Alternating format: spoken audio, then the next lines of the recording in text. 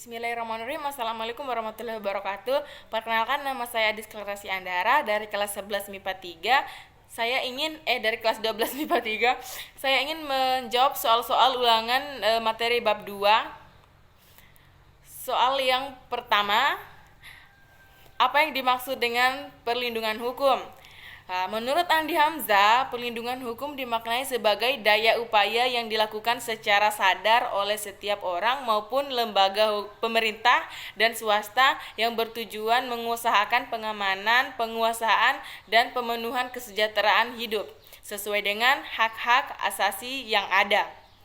Soal nomor 2, sebutkan unsur-unsur hukum. Suatu perlindungan dapat dikatakan sebagai perlindungan hukum apabila mengandung unsur-unsur sebagai berikut. A. Adanya perlindungan dari pemerintah kepada warganya. B. Jaminan kepastian hukum.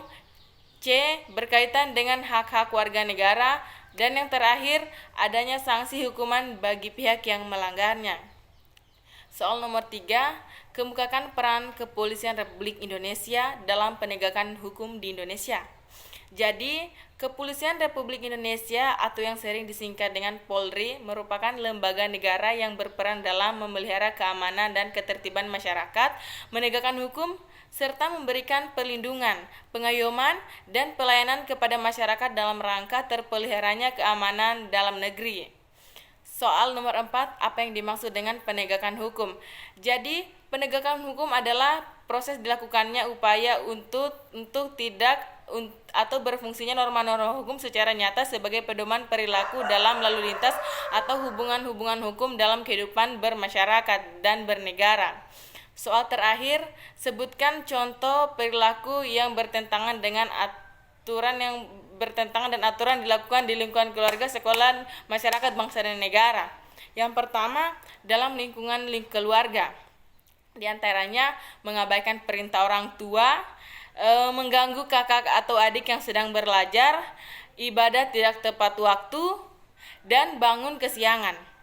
Dalam lingkungan sekolah, di antaranya menyontek ketika ulangan, datang ke sekolah terlambat, bolos mengikuti pelajaran, tidak memperhatikan penjelasan guru, dan berpakaian tidak rapi dan tidak sopan, tidak sesuai dengan yang ditentukan sekolah.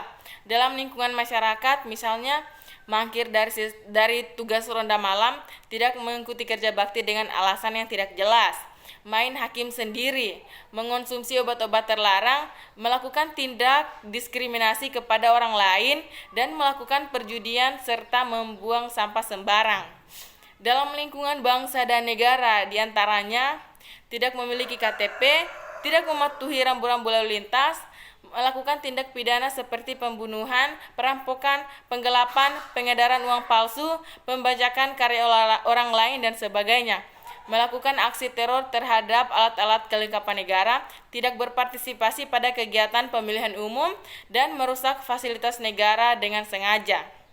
Oke, itulah tadi jawaban saya.